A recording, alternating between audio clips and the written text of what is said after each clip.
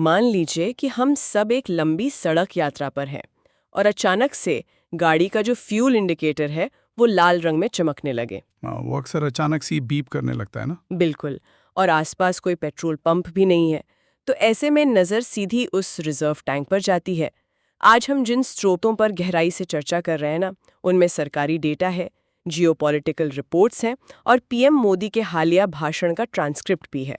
और ये सब कुछ ऐसे ही हालात की ओर इशारा कर रहे हैं। सही कहा आपने। मतलब इस चर्चा का जो मुख्य उद्देश्य है वो यही समझना है कि अगर हमारी अर्थव्यवस्था की इस गाड़ी का फ्यूल सच में खत्म होने लगे तो क्या होगा।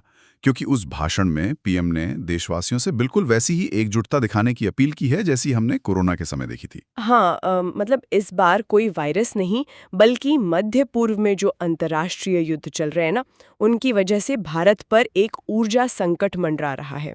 बिल्कुल। और जब भी युद्ध की खबरें आती हैं तो ऐसा लगता है कि वो किसी दूर देश की समस्या है।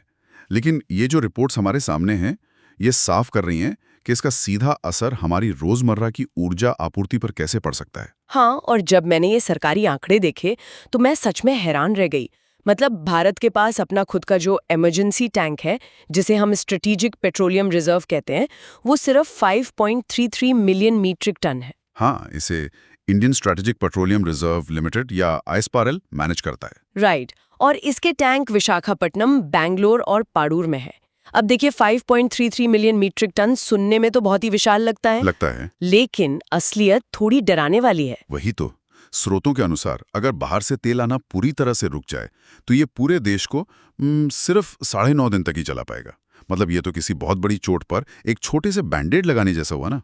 बिल्कुल। और ये जो आंकड़ा है ये भारत की ऊर्जा खपत के विशाल पैमाने को दिखाता है।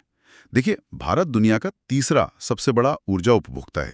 ओहो, तीसरा सबसे बड़ा। हाँ, तो जब देश में हर दिन लाखों बैरल तेल की खपत हो रही हो तो कोई भी रिजर्व बहुत जल्दी खाली हो सकता है। 9.5 दिन का ये बफर कोई स्थायी समाधान नहीं है। हाँ, मतलब ये सिर्फ इसलिए है ताकि अचानक सप्लाई रुकने पर सरकार को कोई नया रास्ता खोजने का थोड़ा सा समय मिल सके। बिल्कुल सही। और इसी से हमारी आयात पर जो भारी निर्भरता है उसकी गंभीरता समझ में आती है। हाँ, रिपोर्ट्स के मुताबिक हम अपना 88% कच्चा तेल बाहर से मंगाते हैं, जो मुख्य रूप से सऊदी अरब, इराक और यूएई से आता है। और सिर्फ तेल ही नहीं बल्कि 50% प्राकृतिक गैस और 60% एलपीजी भी बाहर से ही आती है। बाप रे। अब सप्लायर्स भले ही अलग-अलग देशों में हों, लेकिन उन सब का रास्ता एक ही है और यही इस पूरे परिदृश्य की सबसे कमजोर कड़ी है। हाँ, उस रास्ते का नाम है स्ट्रेट ऑफ होर्मुज। मतलब हमारी आयातित एलपीजी और दूसरे ऊर्जा संसाधनों का लगभग 95% हिस्सा इसी एक संकरे समुद्री रास्ते से होकर आता है। और अभी ये क्षेत्र एक बहुत ही तनावपूर्ण भू राजनीतिक टकराव के बीच में फंसा हुआ है। एकदम सही।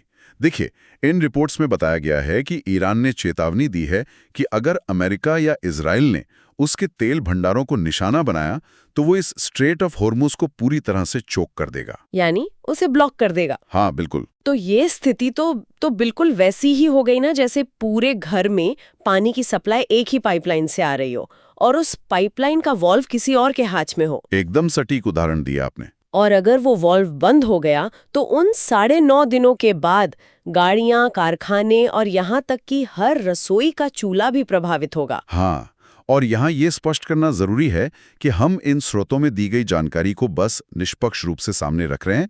हम किसी देश की राजनीति का पक्ष नहीं ले रहे हैं। बिल्कुल, हमारा काम सिर्फ इन तथ्यों को सामने रखना है। तो तथ्य यह है कि ये एक बहुत नाजुक स्थिति है।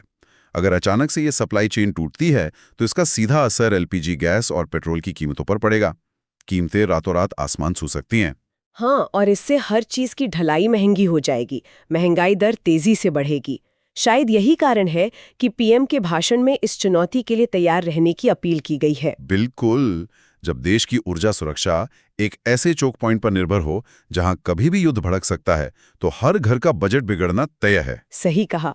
तो कुल मिलाकर हमारी अर्थव्यवस्था की गाड़ी का जो फ्यूल टैंक है वो काफी छोटा है और पंप तक पहुंचने का रास्ता बहुत जोखिम भरा है। हाँ, काफी अनिश्चितता है। तो अंतर्राष्ट्रीय कूटनीति और युद्ध के इन समीकरणों के बीच अंत में एक बात सोचने वाली है क्या भविष्य में ऊर्जा के वैकल्पिक और घरेलू स्रोत जैसे कि सौर ऊर्जा या ग्रीन हाइड्रोजन, हाँ, वो बहुत ज़रूरी हैं आज के समय में। बिल्कुल, क्या वो हमें ऐसे किसी भी अंतर्राष्ट्रीय चोक पॉइंट का बंधक बनने से हमेशा के लिए आज़ादी दिला सकते हैं? शायद असली सुकून उसी दिन मिलेगा जब हमारी गाड़ी और हमारी रसोई का फ्यूल पूरी तरह से हमारे अपने नियंत्रण में होगा।